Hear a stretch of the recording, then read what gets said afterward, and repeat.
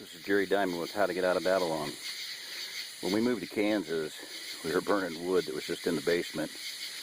And then one day I realized it was cedar, and I felt like I was, committing a sacrilege, mortal sin, because being from Colorado, cedar is just this precious, everything I'd ever seen was just beautiful little things made from it, and boxes and stuff, and it smells great and everything. Well, in Kansas and Missouri, it's like a weed. Consumes about 30 gallons of water a day, and so I'm just going to demo a couple things here. This is a, get the headlight down on it better. Probably bought it at Walmart years ago. It's a little saw, it's got a little sheath. I'm going to drop it out of the sheath. So it's got a pretty decent blade on it. I've used it quite a bit. That's what it looks like. Can't tell you the brand name. Don't think there is one. There's nothing on it. Doesn't say where it's made. So I'm going to cut off a branch here. Multiple reasons.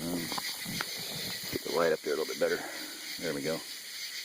Okay, so there's a branch there, and there's a branch here. And I'm going to do the littler one. This is a smaller one up here. So I'm going to cut that one off. 9, 10, 11, 14, 15, 16, 17, 18, 20, 21, 22, 23,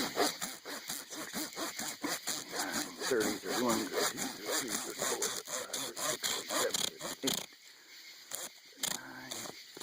37, 40 swipes. Okay. The reason I'm doing this, I want to show you something of clearing land. One thing you got to be careful of is trees with oils. Pine is got oil. Burns you very fast. Okay, now, buy good tools. This is a Fiskars. It's a bow saw, 21 inch. I haven't used it before. It does not have a comfortable grip, but it is a simple one. It's got a just a lever that you pull right there where my finger is. There. Pull that lever, pop the blade off, change blades, whatever. Okay, so I'm going to go down here where it's even thicker, because I'm going to assume this thing's going to cut faster. This is just one-handed, and my right shoulder, and because I'm right-handed, and my right shoulder is very sore. Both my shoulder that I fell and the shoulder blade muscle in the back is very, very sore. Okay. 1, 2, 3, 4, 5, 6, 7, 8, 9, 10, 11, 12, 13. Yeah, that's what I figured. I mean, it's a better tool. I got the rake. Around here somewhere. Been wanting to try that for some time. The shovel is the most awesome shovel in the world, and their splitting axis mauls are great. But if you're doing it in a tire and you get it stuck in the wood, don't slam down on it and break your tooth out like Fresh P did. Cody Crone's sister. Fresh Princess. Look her up on YouTube. So I put some more wood on here because I wanted to get another shot that'll be obviously visible, different. That round thing is a piece of tractor tire I threw in there to burn up. Okay, so now you're going to see what cedar does, and this is green cedar. It's not dry.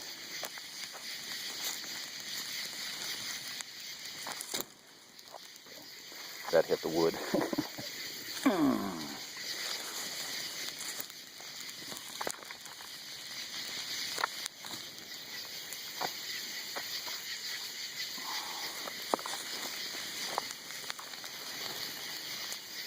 There we go.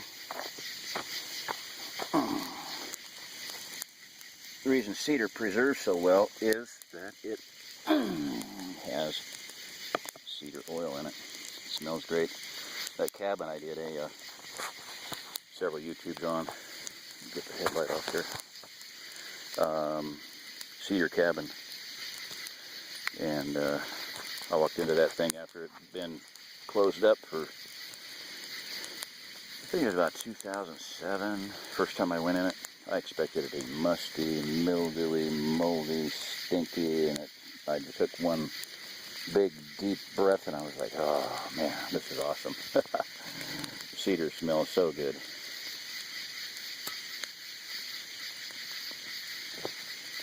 So, buy good tools. You can buy a silky saw. They're great. They're a hand saw, like that little thing I had. Very high quality. They're Japanese. Domboy is another good one. You can see reviews of those. I have a playlist on saws. Look those up. So, and this is not going to be words from a once fire. It's just a land clearing fire. Scorched earth. I might call this scorched earth, because I took that dragon. I named it Smog the Dragon. I took that thing and I went around the whole perimeter here.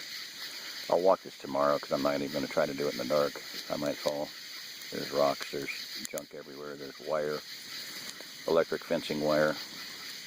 So, anyway, so if you're going to invest in things, you know, my brother-in-law, my ex-brother-in-law, taught me something that I learned and I believe in and have practiced.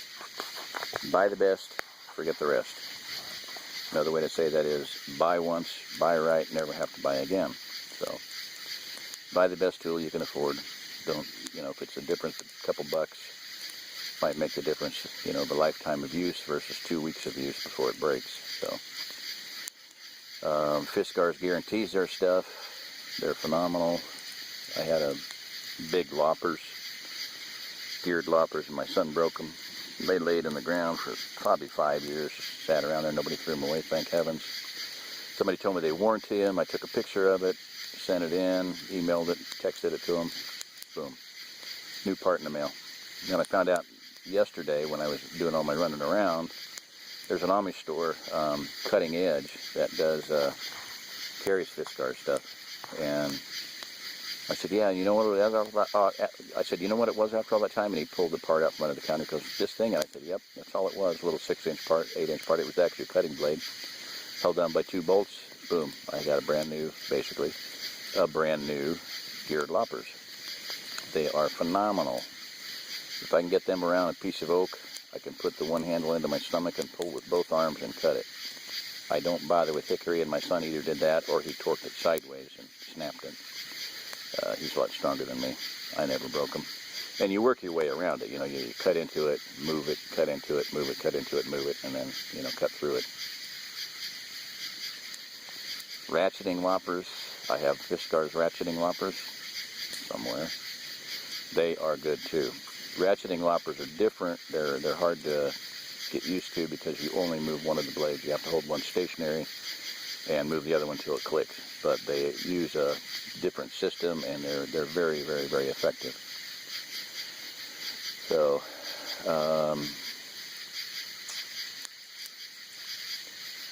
be careful with cedar. Be careful with pine. Not too much pine around here. There is pine around here, but not a lot of it. But don't light up a pine forest. Don't light up a cedar forest, because you'll have one heck of a fire. So. Alrighty. Well, let me tell you a story there. We bought land once upon a time in South Park, Colorado.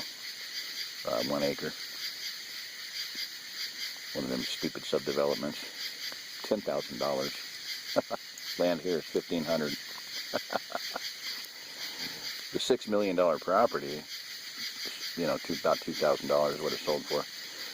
Anyway, so a friend was there he's from Louisiana. I said, yeah, we need to clean this place up. So he said, oh, I can do that. I know how to, I've cleared a lot of land. So he got a fire going and threw some bunch of pine in it. And I went, whoa, whoa, whoa, whoa, whoa. I said, hold on.